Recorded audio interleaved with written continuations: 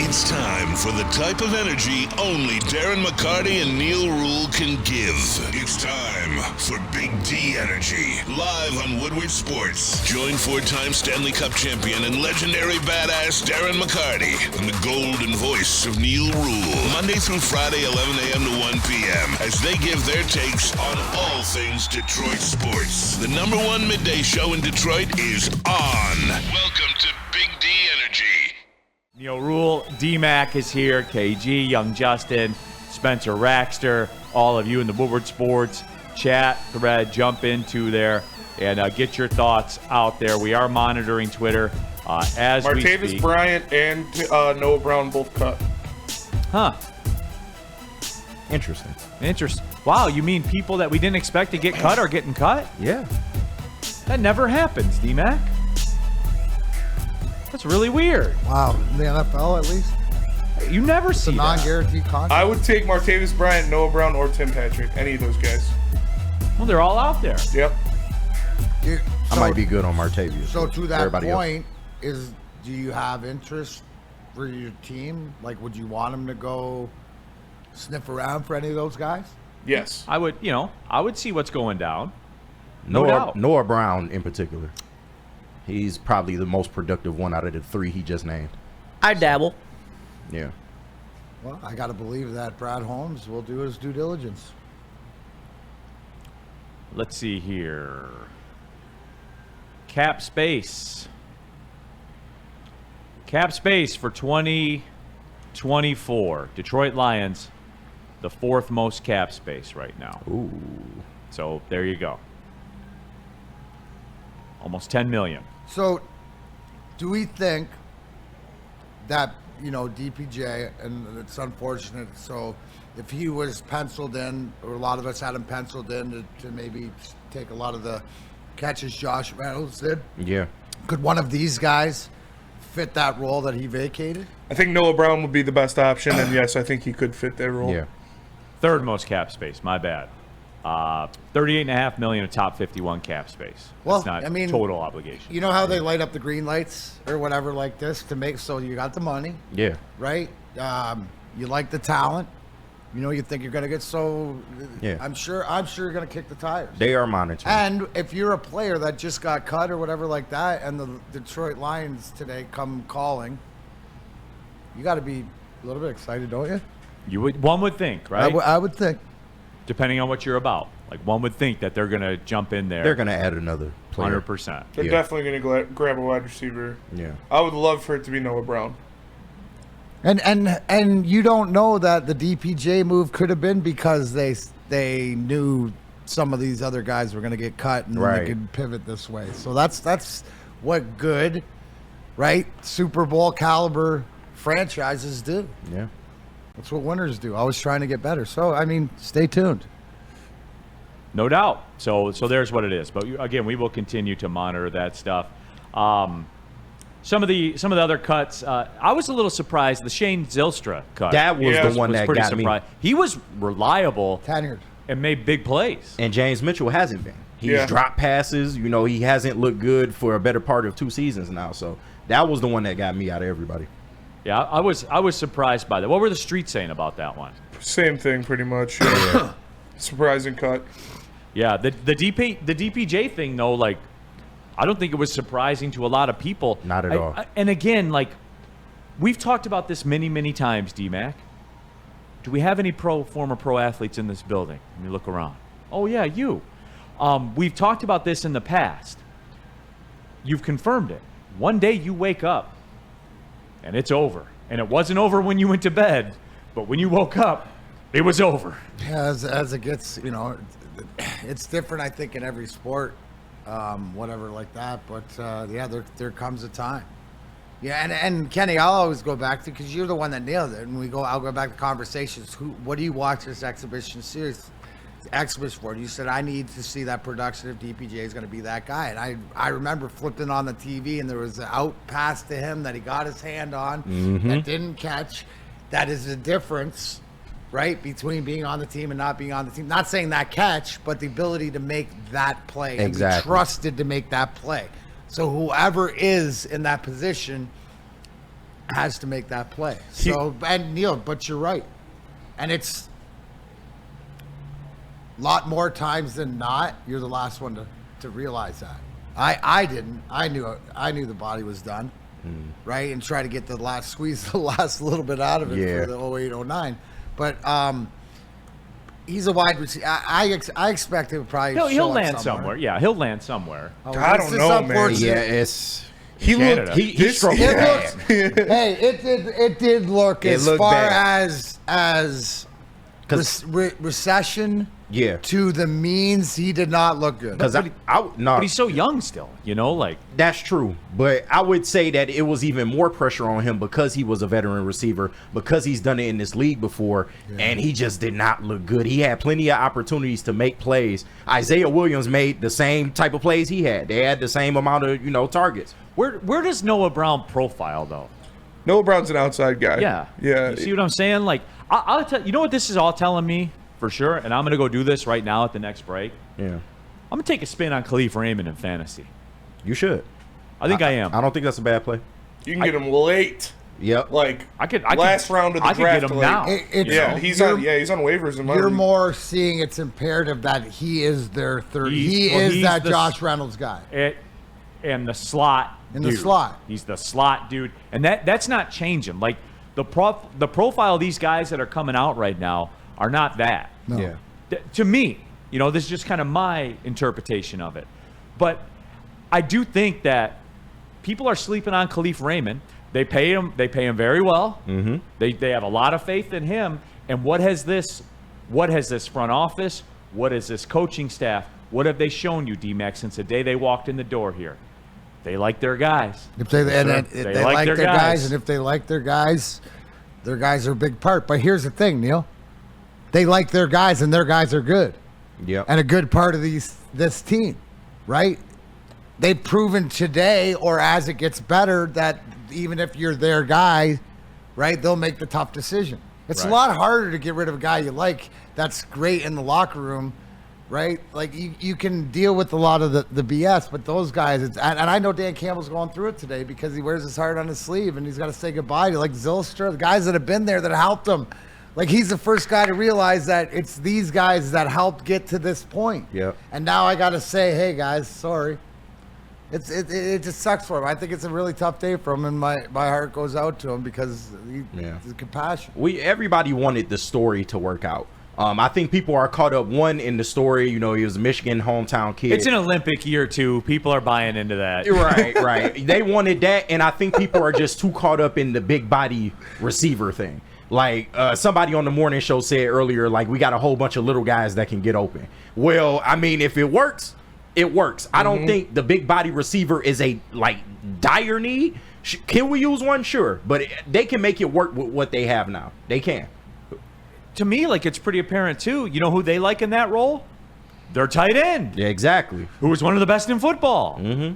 He's technically your wide receiver, too. No offense to JMO, but it's just... I mean, not at the Shannon Sharp. Shannon Sharp was a tight end. Yeah. Not at that level. Real quick before we cut to the break, DNC Shane Zylstra wasn't really surprising to me. We paid Brock Wright. They did. And used draft capital on James Mitchell. They did. So he will get every opportunity till his time is done here. But see, DNC, like, I was surprised by it because they have shown a propensity to use three tight ends and use them. Yeah. You know what I'm saying? Like, it was something where they used them. Shane Zylstra has not only caught passes, but his benefit in the run game was, like, really good. He was a very good blocking tight end. So that's why it was just surprising. I mean, think back to the Cowboys game last year when we got all those flags towards the end. James Mitchell had a chance to win that game, dropped a pass. Like, we've seen more instances of James Mitchell struggling than Shane Zylstra, which is why it was surprising. Also, too, John Fisher, wide receiver 3 is Khalif. Dan said so. Wide receiver 4 looks like Isaiah. So we're talking a wide receiver 5, prototype X that can fit this team. Don't forget that when speculating, we need a big trade. Martavis Bryant. He's a big body. Spot Track on Twitter. Yeah, but you need that down the goal line. Yeah. The Houston Texans have released Noah Brown despite the fact that they guaranteed $3 million of his 1-year, $4 million contract. Crowded room. Damn. They had it. They're eating $3 million to move on. Yeah. But look at their receiving core. I mean, no, it's straight. Yeah, no doubt. They didn't need it. No doubt. Some of you, some of us in this room kind of forecasted the Houston Texans taking a step forward. Told you to take them 4-1 to win the division. Yeah. I don't know who those people are, Spenny. You have any idea? No idea. I do. You too. I think that we're completely exonerated. You I two think we were. are. You two were on the. You were on them. You were on them to coincide. A lot of people are on Jacksonville and stuff, but you two were like the Lions and Houston are on the same and just trajectory. and make no mistake too, I'm getting those vibes from the Arizona Cardinals. They're going to be the next Texans. The Cardinals might not be this year, but I think you'll see a step. I'm telling you. And then I think you'll see a I step. think they will be with you one of on the that. more improved teams. Yeah.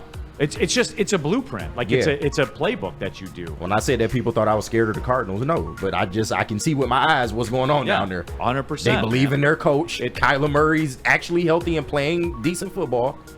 I mean, shit.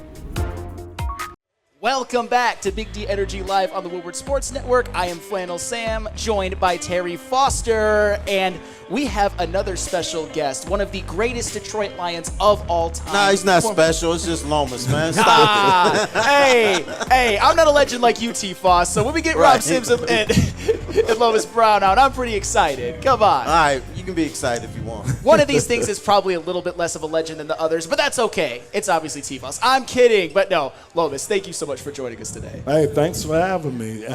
Yes. I'll just leave it at that with All you. right. Yes, so what does it mean to you to be a part of an event like this where there's so many people? It's a great cause. Detroit sports legends every single place you look, including yourself. What does this day mean to you? Oh, I mean, it's awesome. It really is. And, the great thing is how the community, how the support that comes out.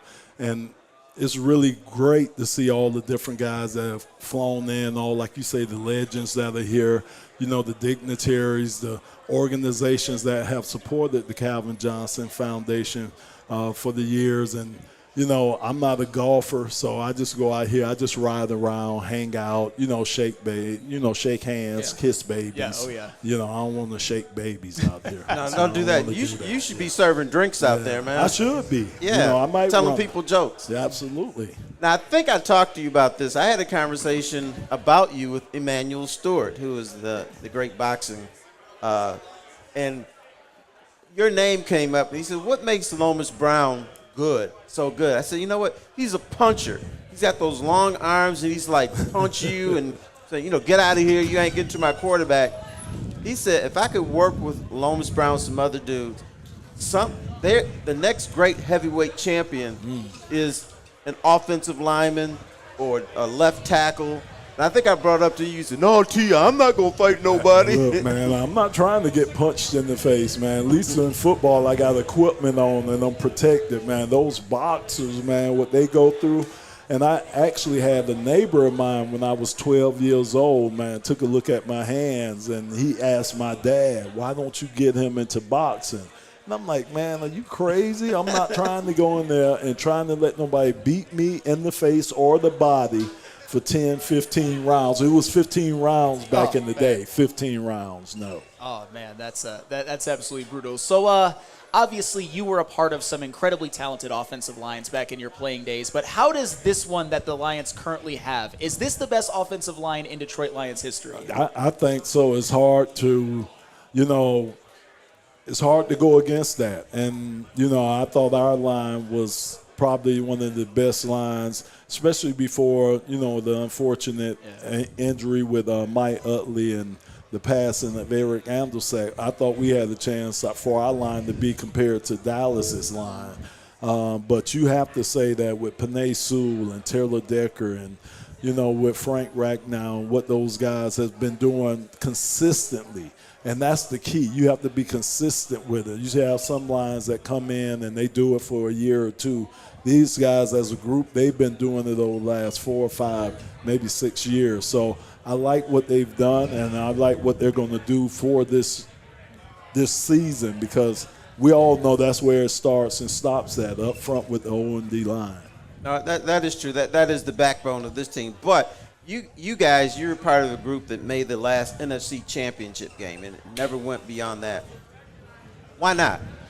I mean, again, that's a great question, but it was a lot of unfortunate things that happened. Again, we talked about losing 2 starting offensive linemen within months of each other. We talk about some of the inconsistencies in quarterback play, which we now know and we see is the most important position on the football field. You know, we talk about some of the inconsistencies in our coaching staff. As you remember, man, we went from the run and shoot to the silver stretch, to this, to that, you know. So we kept, and you had a weapon like Barry, and just to kind of see how football has evolved now compared to how it was with these offensive geniuses that you have calling plays and creating plays. It's just a whole different world. Now, Barry Sanders arguably could be the greatest running back in history. Here's my problem with what happened with Barry. When y'all got to the 10-yard line, you took him out the game. Mine too. Right. How? I didn't like it either. I didn't like it. It didn't make any sense to me because, again, Barry was small enough to where, you know, you really couldn't see him until he, you know, popped out or whatever. And when you get on the goal line, that's actually an advantage. And, you know, and of course we know his legendary leaping ability. So a lot of those he could just leap. So I didn't like it either, Terry. I don't think we liked that. I can speak for the offensive line. We didn't like it either because, again, we felt that Barry would have so many more career touchdowns if we would have left him in there. And he could have been a weapon, I think a greater weapon inside that red zone. Now, you had so much respect for Barry that if he ran 30, 40, even 50, 60, 70 yards, you tried to run down there and help him up. Oh, yeah. Why was that the case? Because, again, we always said, the great Kevin Glover always said that as hard as Barry works for us, he should never have to pick himself up off the ground. And we meant that, and that was part of our pact that we were going to get there. Plus, if you let guys lay on top of them, you know, guys were dirty back in the day, man. It'd be cheap shots. You know, again, sometimes that zaps the energy out of guys. But we felt that as hard as he worked for us, that was the least we could do is to get downfield and make sure he didn't have to help himself up.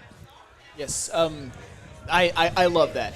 And that just shows what a great teammate you were, man. And I appreciate that. And speaking of yourself, you have a unique perspective that not a lot of former Lions have because you've had yourself an incredibly successful act after your playing career, being the color commentator alongside Dan Miller on the radio broadcast. What was it like watching this team this year from your perspective? It was so awesome, man. It really was. I mean, it was really awesome and everything to see this team and just how it grew, especially over the last 2 years, and just to be a part of that and just to see how these young kids, they didn't care. They didn't care, man. They didn't carry none of the baggage of the, you know, that we had back in the 90s. They didn't worry about that. They didn't worry about, the only thing they worried about was setting their own trend.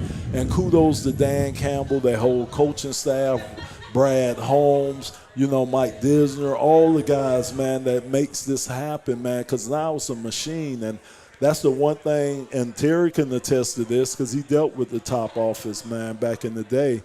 Man, I think this is the best front office, one of the best front offices in the league, and I think how they run things, I think makes them one of the top teams and makes Detroit one of the top teams.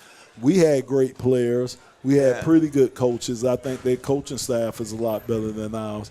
But the front office, the communication between top all the way down to the players, I think it's probably better than it's ever been here for the Detroit Lions. No, it is the best. In fact, at that time, the reason I didn't believe in you guys long term is because you were run by clowns. There you go. Am I right or wrong? Yeah, I can't answer that. All right. I'll I know leave you that can't one say alone, it, but you're run by clowns. Yeah. Well, and kind of along the same lines, what player from this current team, the 2023 team, do you think could have helped the 91 team get over the top the most? Wow. The 91 team, okay, I wouldn't say, because any other team it would be quarterback, but that's a great question there. We were pretty stacked. Maybe some more help in the secondary. You know, maybe. Well, a better secondary coach. How about that? Okay. Because I'll tell you the story. It would be the secondary. I was dogging the secondary, and I always used to get in trouble with you guys. So some of the secondary guys grabbed me, pulled me into a room, and said, "Watch this." They had a freeze frame that they were playing 13 yards off the receivers, and they said, "What are we supposed to do now?" Wow. Yeah. And you know who's the secondary coach was Wayne's brother. Yeah. So yeah, I would say secondary. I would agree. I think if we had more help, or you had Benny Blades was awesome, but if you could have a versatile Brian Branch back there that you could play, in different positions, he could cover the slot for you, almost like a nickel. I think a guy like that could have made a difference on our team. That is a great segue, because what can we expect to see from Brian Branch in year 2 after an incredible rookie season? Man, I'm telling you, man. So I'll ask this: who I'm most interested in watching going into this set is Jack Campbell. Okay. Because it kind of reminds me of Chris Spielman. His first year, how Chris kind of struggled. It was almost like that dog in the meat market. You just chasing everything. And that's because the game moves so fast. And I tell everybody, it's a learning curve. I don't care who you are. You get in the NFL, there is a learning curve. You go through all the great ones. Barry Sanders, any of the great ones. Robert Porsche, all the great ones go through this learning curve. I went through a learning curve coming into the NFL. So, but I just think Jack Campbell is going to make the stride. He's physically there. I think the experience he got last year, so he's one of the guys that I'm really, really looking forward to meeting with. If you were playing today, if you were a young man, you would probably be going up against Aiden Hutchinson. How do you combat what he does? Effort. That's it. That would be the one thing. I would pack my lunch. I would have me a good pre-game meal because I know I'm gonna be in for a fight each and every play to the end. I'm telling you, that's the thing. That's the trait that he has is his effort, and I think it's infectious with the team, and it rubs off on the other defensive linemen. And you see them, John Kaminsky, the guys like that, trying to give the same effort that Aiden Hutchinson gives. But the guy, he's going to work you from the beginning of that whistle to the end of that whistle. He's going to work you for the 60 minutes. So you're going to have to pack a lunch and be ready.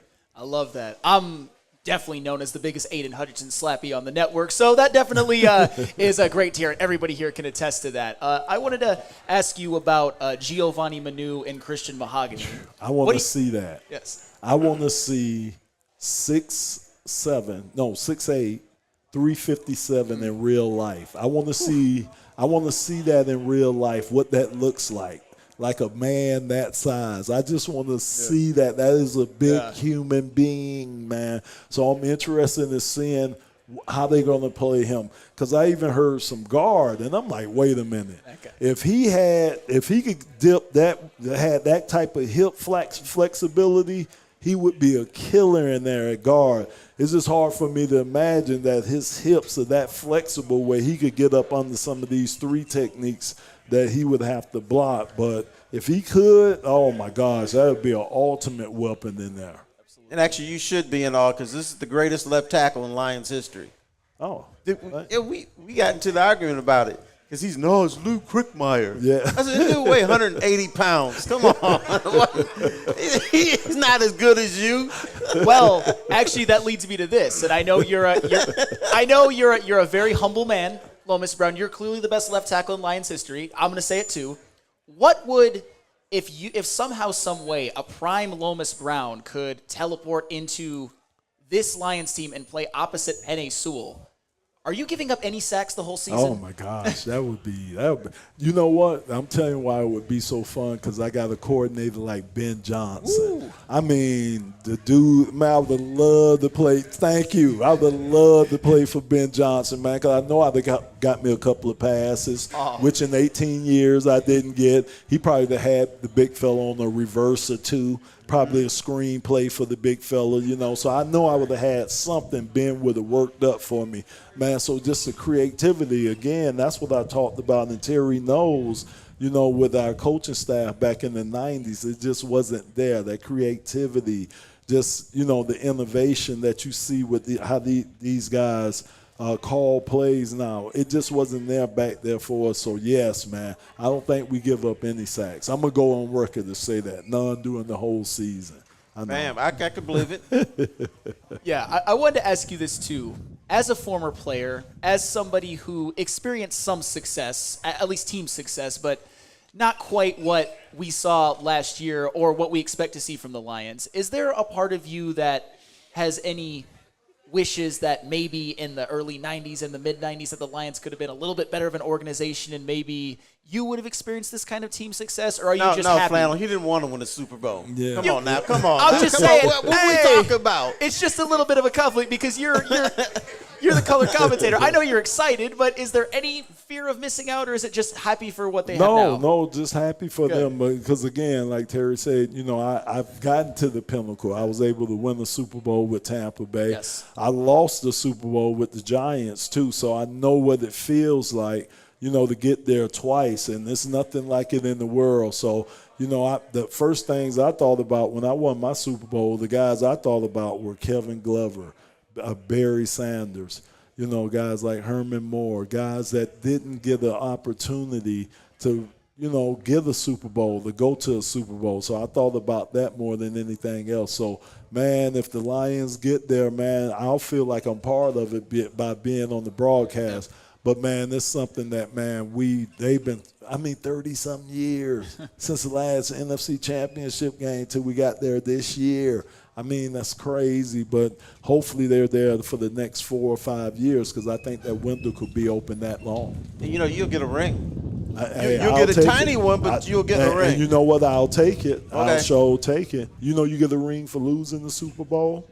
I didn't know that. Yeah, they call it the NFC or AFC Championship. Oh, yeah, I know about that. Yeah, okay, but that's what I'm saying. But, every time you look at it, you lost the Super Bowl. Right. There's nothing fashionable about that. Nothing. Yes, and I got to respond to this from John Macaroon in the chat. Man, Sam forgot Brown got to the NFC Championship with the Lions in 1991. No, I remember it wasn't as – you guys obviously got blown out, unfortunately. It was close at halftime, but you ended up getting blown out. And even Terry Foster said that he didn't believe in the organization back then like he does now with this team. So I knew that. I do that, but you guys didn't have a 17-point halftime lead. But to kind of piggyback off of that, what do you think of what the Lions were able to do in the offseason? And did they do enough to get over the hump to maybe where they go to the NFC Championship game? Maybe they play it at home at Ford Field and they win it. To me, that's the key. To me, the key is everything to run through Detroit. And that means getting the number 1 seed. You have to. And I think the Lions realize that. I think the players realize that too. So, every game will be taken on with importance because every game's going to count. So they know if it runs through Detroit, the likelihood the next game we'll play will be in New Orleans in the Super Bowl. So to me, I've had fans, what they did last year, the away games, man, it was something special. Every away game, man, and even though the Baltimore game didn't turn out the way we wanted to, and the San Francisco game didn't end the way we wanted it to, man, the fans showed up and showed out at every game. All right, we want to thank you for joining us, but it just shows what these people in Detroit think about the Detroit Lions. Yes, sir. They all in. Go Lions. Mm-hmm. Go Lions. Even when the Lions were bad, they were still all in. Yeah. Yeah, thank you so much, Lawrence. It was an absolute pleasure. Absolutely. All right, home team. But there is a Lions thing that I wanted to get to. And as I was coming home from South Florida this weekend for work, I was listening to the Spot Track podcast, the salary cap site that I subscribe to that I enjoy. Yeah.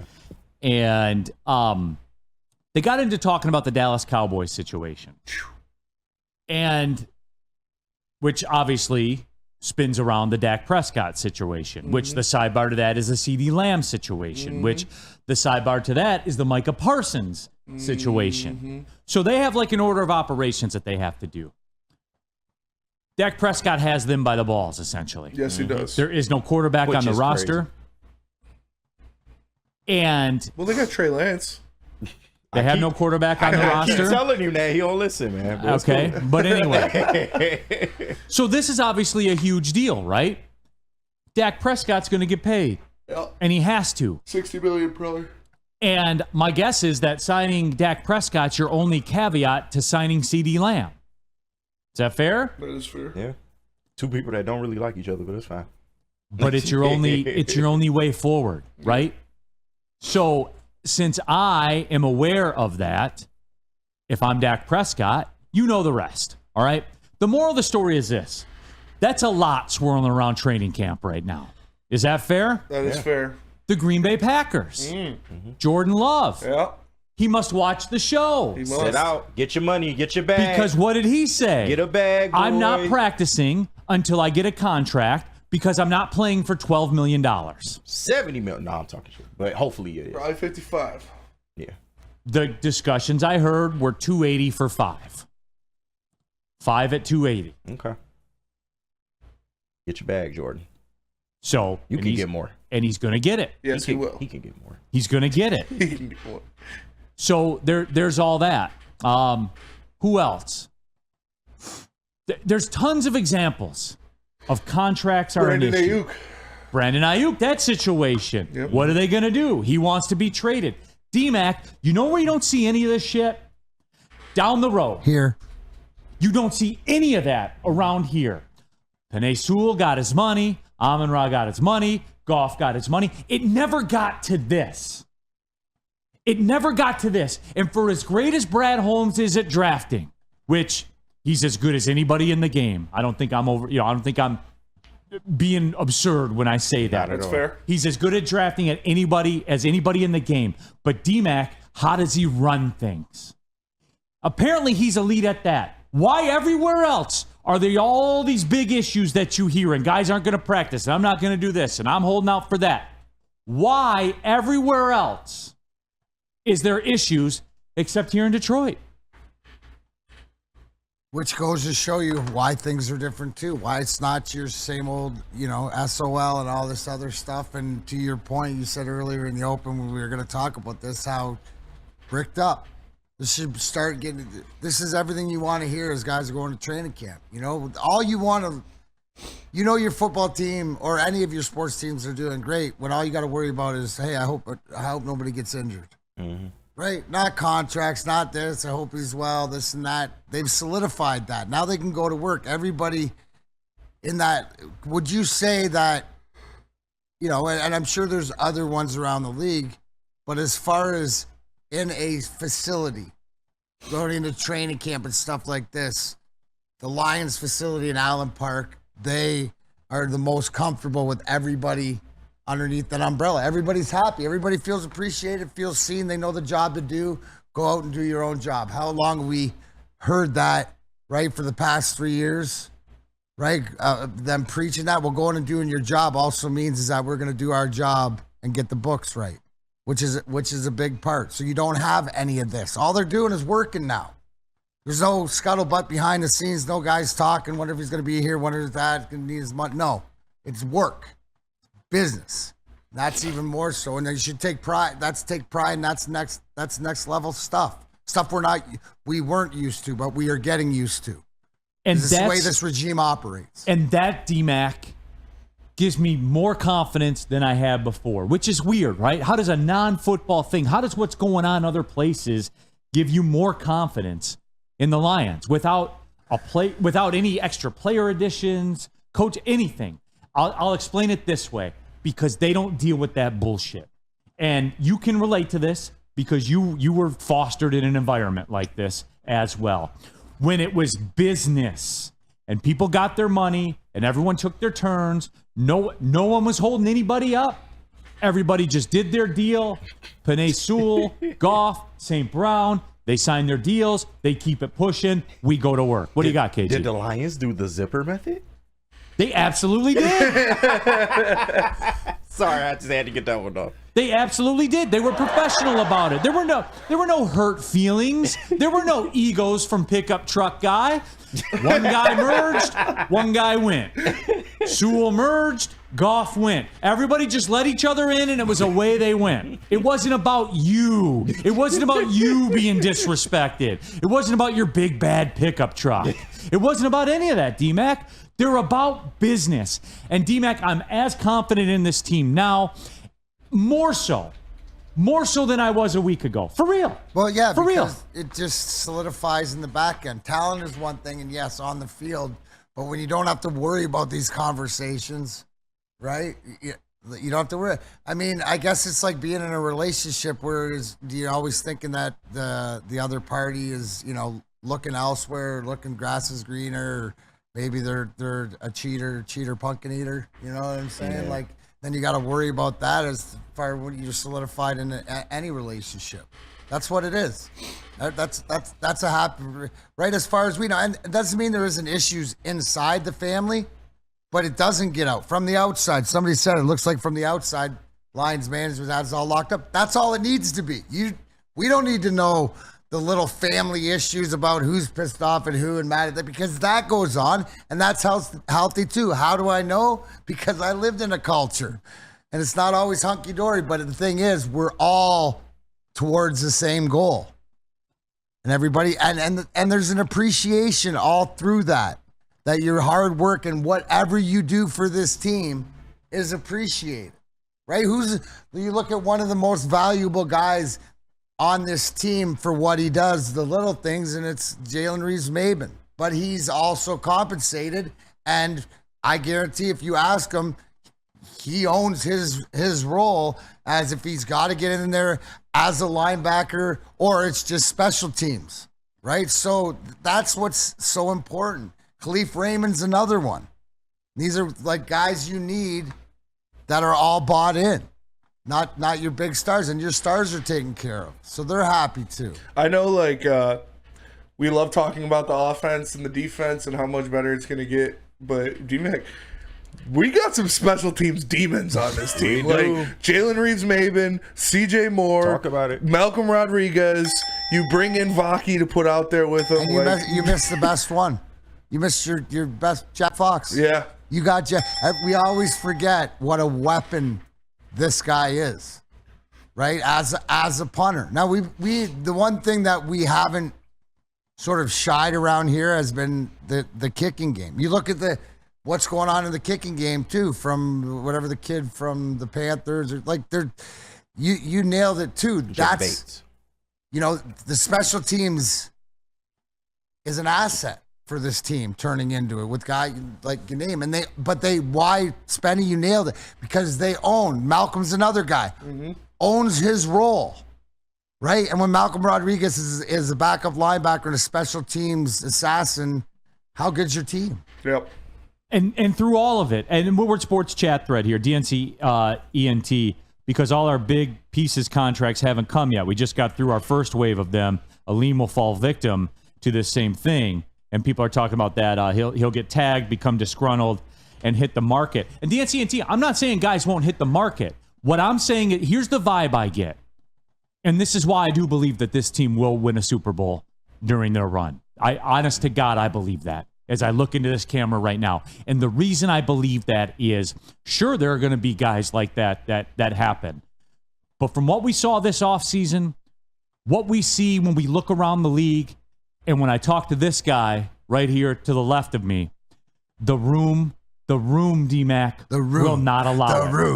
The room is on fire. No, but D-Mac, for real though, the room will not allow it. No. That's the culture. Educate when you everybody build on it, that. because it's about the goal, and you're either in or you're in the way, and now you see it. You guys can see that force field. You can see what Brad Holmes and Dan Campbell and Sheila from the top, now it's becoming more apparent to all of us. Like you could see back to our culture, right? Even from learning to win, right? From the losing days and how it changed, that there's this aura and there's just the way that things are done.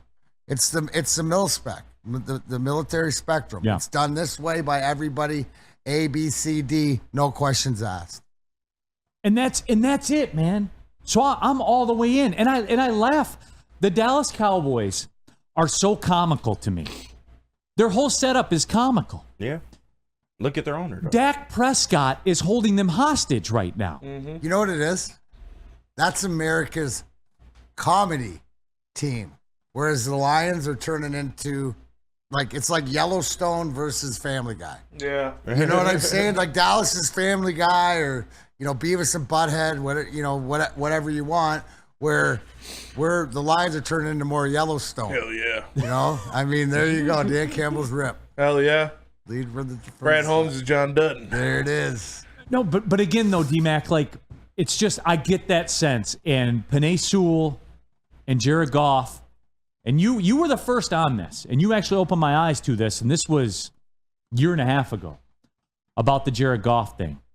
You can say, and these were your words, not your exact words, but the summation of your point. You can say what you want about Jared Goff and say what you think about Jared Goff, but that room runs with that guy. And that's all it is. And they all F with them. They bought in for sure. Right? Like, I mean, he is, I'm going to use wrestling, their Roman Reigns or their, Cody Rhodes or whatever. And I say that because the guys buy into him, and all the top guys, that's their dude. And when you're anybody, it's in life. When that's your dude, you go out and you play hard for him, or you represent hard for him, or you're, like Spenny said, in the streets, you're throwing down for your dude. It's true. Like it or not, good, bad. It doesn't mean that you're not like, come on, bro. You need to pick it up or whatever like that. But that's your guy. You're going to live in. And if you don't sense that out of there, right? And everybody's come around to that. Maybe like that's the duration, but that's where we're at right now. And nobody questions that Goff is their dude. 100%. So Woodward Sports chat thread, Ryan's reaction. 100% the Cowboys should release Dak. A team eventually has to tell a quarterback no. No, they don't, Ryan. Not today. What's the move then, Ryan? You have Micah Parsons. The clock is ticking. You have CeeDee Lamb about to get into a walk year. What's the move, Ryan? Like, it's cool to say that, right? Like, it's cool to type that into a chat thread. He's just not that type of owner. In theory, he could do that, but he's Jerry not Jones that type is paying of owner. back for yeah, sure. he's not 100%. that type of owner. Any owner is. Yeah. But most of them are, any yeah. type of owner is paying him because you have no alternative. Didn't it seem like the Ravens had all the leverage with Lamar? That sure Didn't did. it seem like it? They told leagues don't trade for him. Yeah. They told the Falcons, like, hey, then send him to say get his you're own good deal. with Desmond Ritter. Yeah. But they still And what paid him. happened? They still paid him. You do not have a choice. You cannot call Micah Parsons into your office and say, hey, Micah, you're a valuable piece of this franchise. We want you to be a Cowboy for life. You're a great player. We just wanted to clue you in here. We're going to let Dak Prescott go, and Trey Lance is going to be the quarterback this year. Just wanted to let you know, Micah, just so you knew. Can you let CeeDee Lamb, let him know that he can come in? Hey, CD, I know you're coming up to your contract year here. Here's what we're going to do. We're going to let Dak Prescott go. We're going to cut him. They gave up draft capital. And Trey Lance is going to be the quarterback in the most important year in your life. Okay? They traded third for Just him. want to I'm let you know, saying. CD, you're a valued member of this team, and we appreciate your contributions, and we just want to keep you in the loop, okay? Have a great day. The fact that the Cowboys let it come to this shows you how the dysfunction that it is. And to your point, you should be more excited because that's not the way you're operating with your team, which you can get ahead sooner. Like it's prepared. They weren't. This was one of those things, Neil. They always say that you got to pay the piper down the road. When you don't prepare for it, this is them having to pay the piper. And Ryan's reaction says, you're telling me you can't replace Dak's production? Yes. I'm telling you, there are maybe 15 to 20 guys in the world that can throw for 4,500 yards, 36 touchdowns, and 9 interceptions. And lead the Cowboys to a top 5 offense. Yeah, like, yes, I'm telling you, you can't replace that production. And how about that, Spenny? Okay, like maybe in your fantasy draft, Yeah. but tell me now, who you getting in the NFL? Nobody. There's not a single person right now that the Cowboys could bring in to start week 1. That would be him. That would be Dak anywhere Prescott. close to him. Yes. Yeah. It is what it is. Baker Mayfield just got $100 million Yeah. and took a bit of a discount. You did. Baker's the man. I love Baker. Love me some Baker Mayfield. Baker's dope. All right, Sean Belize and Jamison Williams cut the shit. Where you at? He's going to have a good year. I think people are ready to put him on a pedestal. I defer all the time to my buddy Matt Shepard, and I always promise him I'd give him credit for this quote, okay? the word great is used way too much. It is. It's used way too much. And part of this, Neil, we were talking before the show, we in this town have a tendency to put a lot of guys on a pedestal that they don't belong, okay? This is a guy that, could he have a great year? Yes, he could. I believe that. I think with what's around him and the way they can use him for the team, I expect a good year. I've seen people saying he's going to blow up. I've seen people say he's going to blow up the other way. I think this is an NFL caliber guy that is obviously a weapon. When you put the ball in his hands, things happen. But in usage with this offense, I don't think, Neil, that the pathway is there for him to have bombastic, crazy numbers. And that's okay. Like, that's okay. If he's just a good player, when you're talking about having Amon-Ra here, when you're talking about having arguably a top 3 tight end in the game, top 2 in my humble opinion, that's okay if he's just good. It's fine. And there's nothing wrong with that. And it just makes this team more dangerous. You said the magic word, Sean, and this is something that I try to talk to a lot of people about, that I feel in this Madden video game world that we live in now, usage, opportunity, targets, those things. For the crowd, and look, I'm a JMO simp. I think he is special. I think he is gifted. When he gets the football in his hands, he's different. I know what I see. You've been around the game. You call college football. You've been around the game. What he does with the football in his hand is different than most. And the speed he has, you guys know the talking points, okay? But the moral of the story is this. There is a cult-like base in this town, some of them who are on the morning show that's filling on this show sometimes, that might be filling in for this show tomorrow, that want to base it on linear stats. I didn't drop any names. That want to base it on linear stats with no context, with no nuance to it. Sean, when you start swimming in those waters of this football team and where they are, and this happens every year, there's a rhythm to the seasons here at Woodward with the sports fans in Detroit. Baseball, the 4-leg rookie parlay this year's going to hit. No, this year we're going to get right, Sean. This is the year. This is the year. The 4-leg rookie parlay is going to hit. Then we shift into training camp with the Lions. And then Amon-Ra is going to have 1,500 yards. Who else are we going to have on? Amon-Ra's going to have 1,500 yards. Yep. J-Mo's going to have 1,000. J-Mo's going to have 1,000. Laporta's going to have 1,200. Yep. Don't forget about Gibbs. Jameer Gibbs is going to have 1,000 Jared yards Goff's going to have receiving. 6,000 yard passing yards. When you start adding these things up, Jared Goff is going to look like Tony Graziani in the Arena League, man. He's going to throw for 9,000 yards in a season. Like, it's just not physically possible. The deal with J-Mo is this. And this is something nobody in this town ever talks about. This is my main argument when I talk with somebody who's on the morning show here, who fills in on this show sometimes. Cough. That is, an anti. There you go. He impacts winning in a league, Sean, in a league where 4 plays dictate every single game, every single week. This NFL, the National Football League. And I don't care who if you're talking about the Panthers all the way up to the Chiefs. When the Panthers play the Chiefs, for the most part, there's 4 to 5 plays in that game that dictate the outcome of that game. Big play. Players make plays. It's a playmakers league. And Jameson Williams is probably the biggest playmaker on this team, Sean. I think sometimes, and that young man whose name shall not be mentioned, it rhymes with Mantle. I think sometimes what people do is they don't take into account the fact that you have to account for a guy and how that can change the game plan. And you don't necessarily have to target that guy 8-10 times a day. I will tell anybody that will listen, and Neil, you're old enough to remember this.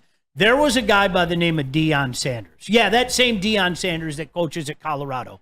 What Deion Sanders did to a football game, you can't put a price tag on it. And you know what? It didn't always show up. It didn't always show up in the stat line. linearly. Yes, because you know what it did? Okay, half the field's gone. Right, we have to go do our business over there. So you would look at the numbers. And I remember one year, I think Kevin Smith had 6 or 7 interceptions, and Dion only had 2. Well, why is that? They didn't throw anywhere near Dion. Bam. So when you immerse yourselves in statology, sometimes the numbers, sometimes, not always, sometimes the numbers don't tell the true story. Wow. Larry Brown won an MVP in the Super Bowl, guys. Larry Brown was not good. Larry Brown won an MVP in the Super Bowl because Neil O'Donnell wouldn't throw to the other side of the field. And he threw a couple ducks to this guy, and he had 2 picks. And that's the way that I look at what J-Mo can potentially do to this team. It may not show in the stat line. Now, do I expect far greater stats? Yes, I said as much. But I don't know if somebody's going to say, wow, that's a great year. Well, if you look at the numbers, not necessarily. But if that's one more thing that you have to account for on the field, then he's doing his job. The thing that gets me bricked up about him is just going back to it. In a league built on playmakers, we have one. Mm-hmm. Yep. A dynamic playmaker. And I get this way, and maybe I'm wrong. When he gets the football, I move position in my chair to watch. And there are but 5 dudes in the NFL that are like that. Yep. He's special. He's one of man. them. Neil, I'm going to cut the shit here. I'm gonna cut the shit with Jameson Williams. Yeah. I am all in on the Detroit Lions this year winning the Super Bowl. I think it is unanimous that this is going to be a top 5 offense in the NFL this year. I've been saying all year, all offseason, since last year, if Jameson Williams figures it out, if he becomes that guy in this offense, it goes from a top 5 offense this year to a top 5 offense historically in the NFL, and I think that's what we're going to get. I think Jameson Williams is going to be that guy. I got him over 1,000 yards this year. I really do. I really believe it. I see him connecting. I hear the way these coaches are talking about him. You saw Amon-Ra St. Brown light up, couldn't even pull the smile back when he's talking. These coaches are the same ones that said Jameson Williams might not ever have those all-world hands. They don't just fluff guys to fluff guys. They tell you what they think, what they see, what they feel. And that's what I expect out of Jameson Williams. I really think he's going to be that guy this year. He's 6. How about some wide receivers that stepped up pretty big in that preseason game on Saturday? I think the ones to me that stand out, or the one to me, Isaiah Williams. Yeah. He had himself a hell of a game. I know Caden Davis had a long touchdown catch and run himself. A couple didn't look so great. Donovan Peoples-Jones. But we don't have to talk about him too much. But Sean Belizean. You forgetting one. Oh, yes. Tom Kennedy. The man who is going to be on the practice squad and do a great job for the practice squad. But Sean Belizean, how much stock do you put into a couple of the wide receivers really stepping up and playing well in this preseason game? All you can do is go out, much like we were talking about with Jake Bates, all you can go out and do is your job. Okay, and when the real opportunity, even in an exhibition game, starts, if you show you're better than the other guy, I mean, the flip side to that is poor Calhoun. I mean, like honestly, when I was younger, I used to sit there, a guy like that, cut his ass, you know. As I've gotten older, your heart breaks for things like that because this is a guy who's played ball his whole life, and okay, well, that's your chance, kid. Best of luck. And so, I mean, to me, yes, you want to see guys go win jobs. Now, this is where we talk about, I am convinced, and I might be in the minority, I am convinced that Dan Campbell and Brad Holmes know the overwhelming majority of what this roster will look like, okay? But there might be that one spot where if Isaiah Williams goes out and gets it done, you know what? Okay, it was close before, but I gotta put him a peg above and everything. So those are, in my mind, those are the jobs that might be available. Are they massive jobs? No, because we know how the pecking order is going to look. There's no doubt about it. But a roster spot to anybody? Hell yeah. And I think in a game like this, maybe, just maybe, he gave himself up a bump. Sure. And for the record, I don't think when it comes to a guy like Caden Davis, I think he's still going to be on the practice squad no matter what. Yeah, he made a big play, but Isaiah Williams was the one who consistently looked great out there. And I get it. In a traditional NFL offense, Isaiah Williams does seem a little redundant with everything else the Lions have, with guys like Amon-Ra St. Brown and Khalif Raymond. But in this offense, when you got Ben Johnson as the coordinator and Jared Goff as the quarterback, I kind of feel like for a couple of plays, maybe this season, Isaiah Williams could be Jared Goff's best friend. He's the type of receiver that I think Jared Goff would work well with. He runs good routes, he plays out of the slot, and he just always gets open. And I get it, preseason, but when I was watching Isaiah Williams, I just saw his full skill set on display. He had a big punt return. Yeah. He had a big end-around first down. He caught a screen pass where he caught and ran it for a first down. He had a 37-yard catch and run on the sidelines in which he got wide open and got some nice yak yards. A couple first downs, catch and runs over the middle. It was just, he just looked like he belonged, and he looked like he was always open, kind of like 7-Eleven. But he's another one. He was underdrafted. I don't know how this man didn't get drafted somewhere. He was projected as, I think, a 5th-round pick. He fell to the Detroit Lions as an undrafted free agent signing. And I get it.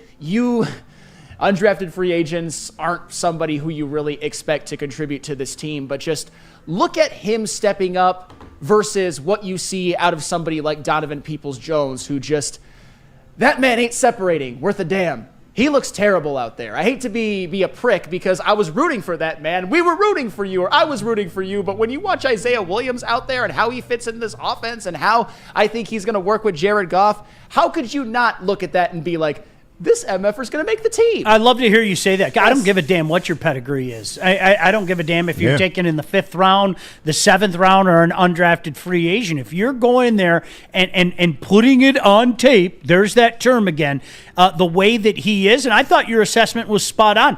That was a guy, it was like, ooh, okay, how's he going to do it now? And you know, just for you, this is just for you, kind of like when J-Mo, the coming out party started in the playoff. It was like, oh, okay, so you're going to do this and you're going to do that. I'm not comparing him to J-Mo. Don't take it. But, Flannel, isn't that what you want? You want a guy that is versatile, that can hurt you in a myriad of ways, that can be part of that variety that we talk about, the have it your way menu. You know what? I'm going to have one of that. I'm going to have it. How do you want us to get you? This is a guy that can hurt you in a myriad of ways, seemingly.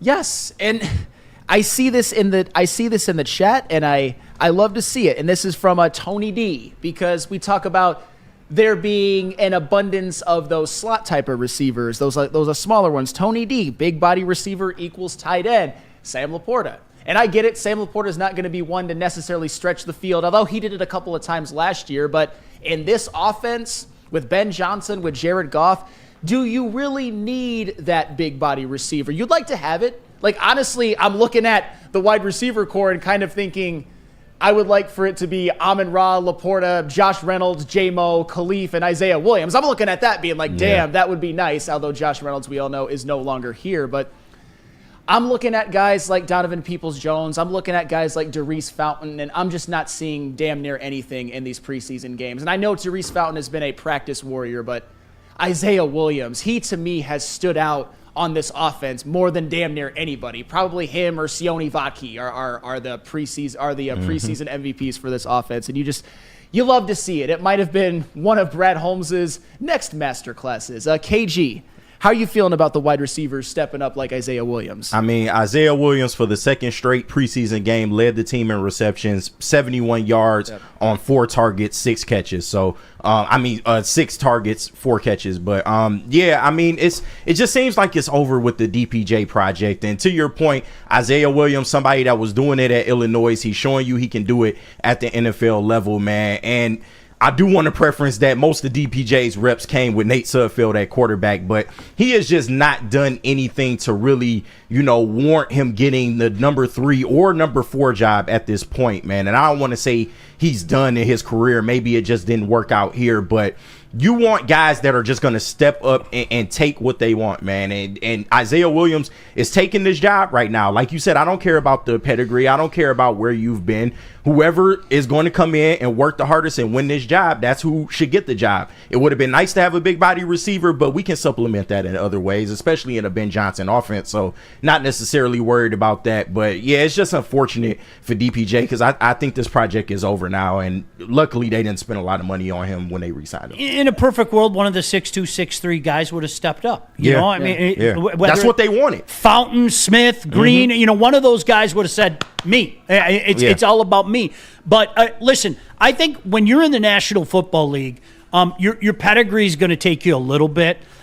You brought this up earlier. Being a Holmes guy is going to give you a little bit more rope than not. If you're the GM's guy, if you were brought in by the GM, well, he wants to show everybody how smart he is. And most importantly, whether they want to admit it or not, he wants to show everybody that he's not a dumbass for signing this guy or that guy to a contract. So they're going to get a little bit more rope. But at the end of the day, you have to get the guys that are the best options for you, man. That's just the way it is in the NFL. Yes, and one funky Lions fan, you don't need a big body to stretch the field when you got speed. And, of course, we all know the speed that Jamison Williams provides. And that's your boy. Hey, my guy. But, yeah, he's obviously someone who can stretch the field as well. And he's looked damn good in the red zone in practice. That's fair. That's, hey, and you saw it in the NFC Championship game with that big red zone. That's your boy. Catch.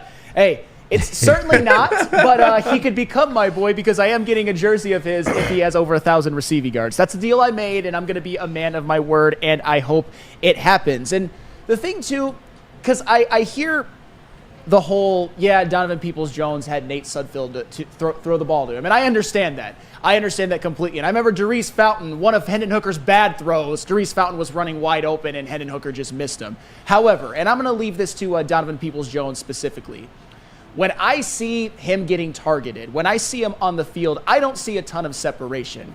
When I watch Isaiah Williams, I see him running these crisp, clean routes and just being open on damn near every single play. And the thing, too, about Isaiah Williams, which gives me a lot of hope, there is something quantifiable that happened to him as to why he wasn't drafted. He ran a 4.6 40. Which as a wide receiver, that's a death sentence in it. Especially a wide receiver with his stature and his perceived skill set, that is a death sentence. But you know who else didn't run the best 40? I'm not saying he's this guy. Amon-Ra St. Brown didn't run the best 40. Yeah. They seem to both have that football speed. We obviously know for a fact Amon-Ra St. Brown does because he's become one of the best wide receivers in football. But Isaiah Williams, just the way that he's able to move, the way he's able to get in and out of his breaks when he's running routes, that makes up for maybe a 40 time in which in a straight line run you don't run as fast. Anquan Bolden. There's another guy. I mean, you could time him with a sundial. I mean, honestly, I think the Sun's beating Anquan. Right. But, dude, you know what? But he going to catch the ball every time. You get that guy on the – he was a beast. Yeah, dude. man. He was a beast. And I mean, look at how long he stuck around the league. I mean, you don't stick around the league that long unless guys know you're a guy that can go out there and make plays. And you're right, Flynn. I guess based on what I just said with Anquan, that proves you right as well. If we're seeing this stuff, don't think for a second the guys aren't seeing this. Don't think for a second they're not watching the tape and going, all right, I know I can count on this guy. I know I can. Oh, take a look at that. So, yes, absolutely, that's a factor whether people want to admit it or not. And I think, I don't think there's a way in hell Donovan Peoples-Jones makes this team. Yeah. And it sucks because I had faith in him being able to step up with Josh Reynolds gone because of what he's already done in the NFL. He showed us that he can go and have I think 700, 800-yard receiving season. But he hasn't. The three receivers ahead of him are Isaiah Williams, Caden Davis, and Darius Fountain. I'd put him ahead of Donovan Peoples-Jones just based off what he's doing in practice.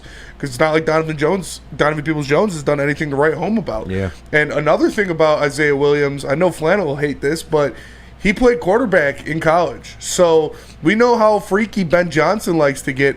That's another guy who you could run an end-around throwing play for Isaiah Williams and feel pretty comfortable about him making the right read or correct throw in a situation like that. And all you need to do is maybe pull that out of the hat a couple of times a year. Yes, Isaiah Williams, And I'll even grant you that. With Isaiah Williams, you saw him in the preseason game get a really nice run on an end around. But if he has that threat of being able to throw the ball, which maybe you give if you're Ben Johnson a couple of times a year, Isaiah Williams to have the autonomy to, if you see someone open, throw it. If you don't, tuck and run.